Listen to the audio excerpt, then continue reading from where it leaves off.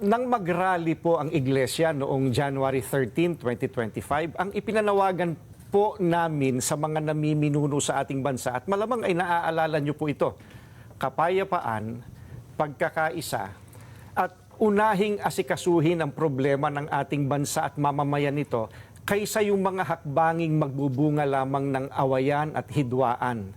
Yung panawagang yun ng Iglesia ni Cristo tila hindi pinakinggan ng mga kinauukulan. Kasama po natin ang tagapagsalita ng Iglesia ni Cristo, ang kapatid na Edwil Zabala. Ka Edwil, magandang hapon po sa inyo. Magandang hapon po, Kuya Jen at Kuya Nelson. Magandang hapon po sa inyo. Masarap po ba yung kape namin sa Ay, ating napakasarap po. Salamat po ng marami. Mukhang naparami po yung kape na inihain namin sa inyo. Medyo nanginginig na ka po ako. Una po, kamusta muna kaya, Ka Edwil? Mabuti po, awa ng Diyos po. Ayan, opo. Ho. Nako, simulan ko na po agad, Ka Edwil, ano po, dito po sa mga maiinit na isyu. Marami po kasi ang mga nagtatanong sa amin mula ito nakalipas na mga araw at kung saan-saan pa.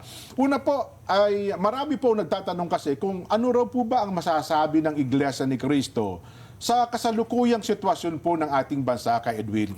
Kuya Jen, sa iyo nang galing ang tanong. Pasensya ka na, hihingi na ako ng dispensa, Kuya Nelson, Opo, Kuya Jen. opo. Sa inyo nang galing ang tanong, pero i-address ko sa audience natin Ay, ang sige sagot. po, tama po. Sila po kasi yung nagtatanong talaga. Opo, kaya sa kanila dapat makarating. Nang mag-rally po ang Iglesia noong January 13, 2025, ang ipinanawagan po namin sa mga namiminuno sa ating bansa, at malamang ay naaalala niyo po ito, kapayapaan, pagkakaisa, at unahing asikasuhin ang problema ng ating bansa at mamamayan nito kaysa yung mga hakbanging magbubunga lamang ng awayan at hidwaan. Dahil alam naman ng marami po na ang mga ito pawang pamumulitika lamang. Ang nakakalungkot po ay yung panawagang yun ng Iglesia ni Cristo tila hindi pinakinggan ng mga kinauukulan. Kaya nga po, Kuya Jen, nangyari yung mga nangyayari ngayon. Ayun, oho. Mahirap talaga yung hindi nakikinig, no? Oo nga. Opo, Pero dapat po maging specific tayo dito. Opo, Kaya, dahil baka hulaan nila kung ang dami kasi nangyayari ngayon. Ano po yung tinutukoy nyo dito na mga pangyayari ngayon? Yun. Again, Kuya Nelson, ano po? Sa inyo nang galing ang tanong, ibabato ko ang sagot sa audience. No? Hindi naman po natin may tatatwa ng sino man. Matindi ang pagkakabahabahagi ngayon ng mga nasa gobyerno hanggang sa ating mga mamamayan. Hindi lamang tayong mga Pilipino ang nakakaalam na hindi tayo nagkakaisa.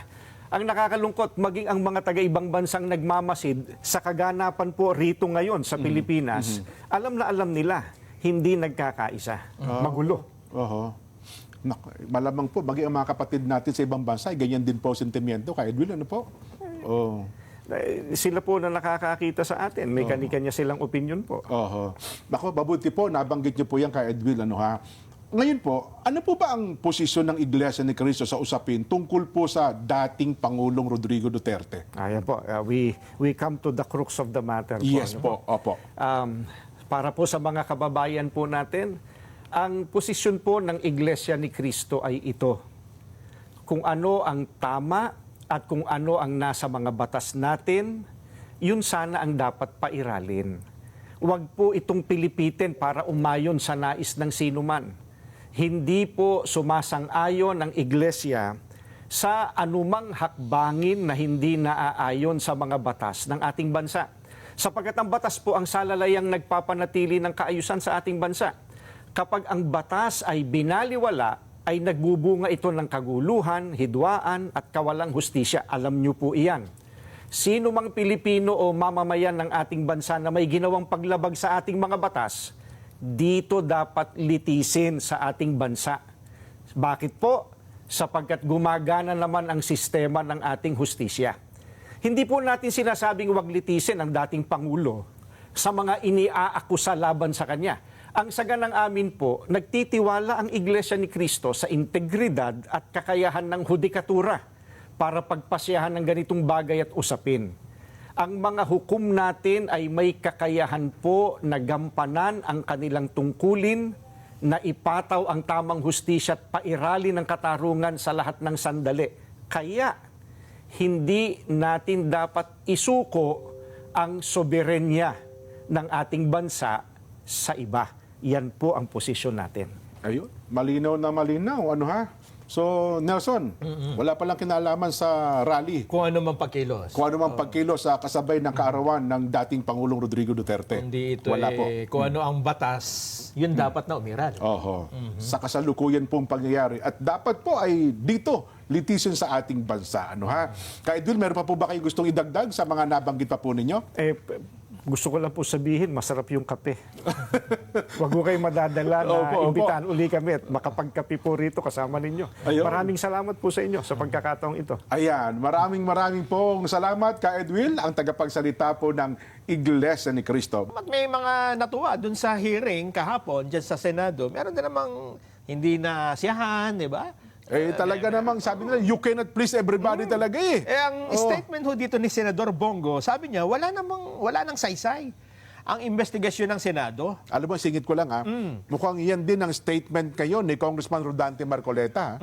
Na para bagang, ano pa, bakit tayo nag-hearing ngayon? Tanong-tanong kayo, no? At saka, Jen, ang sabi naman ng iba, kapatid mo yung Pangulo eh. Ayun na nga. Bakit nung inaaresto hindi mo tinawagan? Di ba? Yun ang naman nasabi nila. Oho. Kung talagang concern ka na masunod ang due process, dapat right there and then, no? Nung nangyayari yung pag-aresto, sinabi mo sa presidente, mahal na kapatid, anong tawag yan? Ading. Ading. Oho. Ikaw ang presidente dito, dapat masunod yung due process, Yan. di ba? Etong sabi ng Senador Bongo, bagamat nirerespeto niya ang inisyatiba ng Senado, ang sabi niya, mukhang huli na ang lahat. It's too late. Pakinggan nga ho natin ang kanyang statement. Ang pangunahing tanong ko po sa hearing na ito, paano at bakit tayo umabot sa ganitong sitwasyon? Meron naman tayong umiiral na hustisya sa bansa, meron naman tayong sariling mga batas at korte. Bakit pinayagan po ng gobyerno na nakipin po ang isang Pilipino sa sarili nating bayan?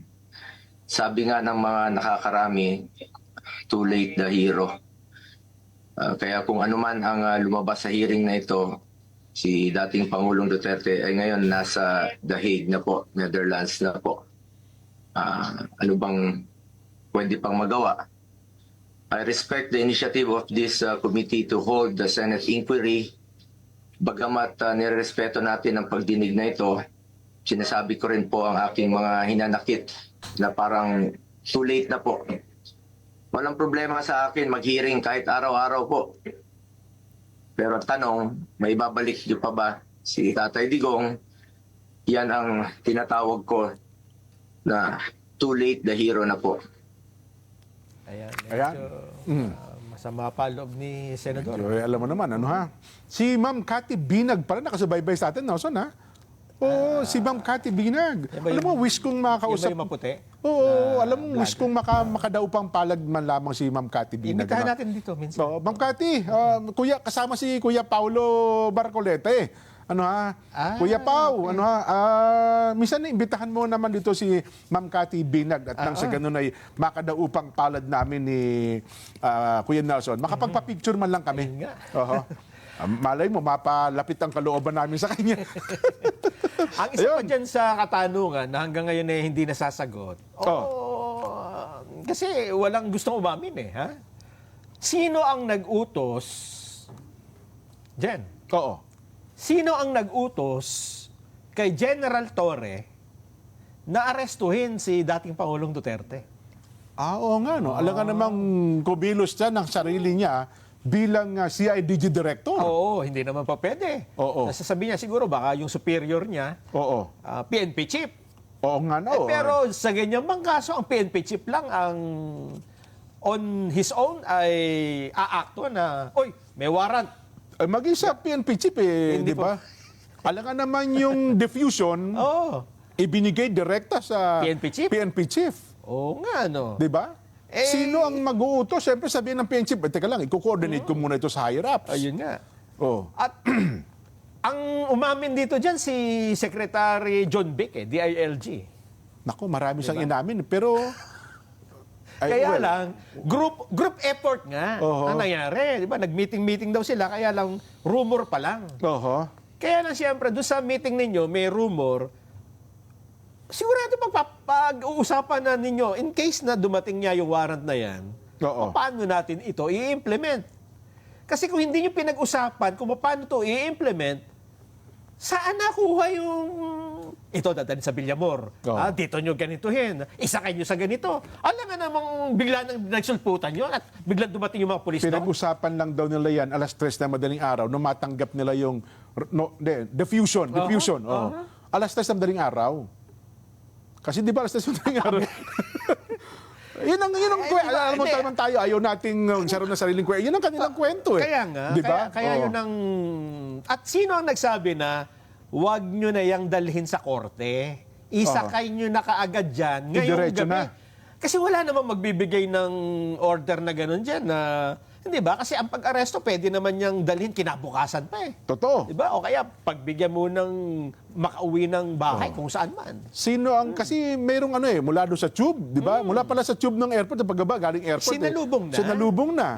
Paglabas, sabi niya, pumunta tayo doon sa 205th, 220, basta, doon sa Villamor Air Base. Oo. At doon na po naganap ang mga susumunod na. So, sino ang pinaka-arkitekto nung, Sinong nagdidikta? yung grand plan? Oo, kung saan pupunta. Wala daw conspiracy So kung walang conspiracy, yung grand plan na lang, ano talaga pinaka naging buong plano nun? Sino Ano? nagsabing, dalhin nyo yan sa Villamor Air Base? Oo. Hindi po pwede na ang nagsabing dalhin nyo yan sa Villamor Air Base ay walang kapangyarihan para pabuksan yung Villamor Air Base at doon dalhin, di ba? Ay, siyempre naman. Oo. At sino ang nagsabi kay General Torre na within that day, Oo. ay dapat mailipad dyan sa... May sakayan sa aeroplano. sa aeroplano yan. Kasi makikita mo naman sa video, eager na eager yung general no? Yes. Na kahit hilahin niya Oo. gagawin niya Parang nakasulat sa bato yung utos na sinunod ni General Torre. O yun nga. Oo. Bakit ngayon? Walang nagtataas na kamay. Ako po. Oh. Bakit? Hindi.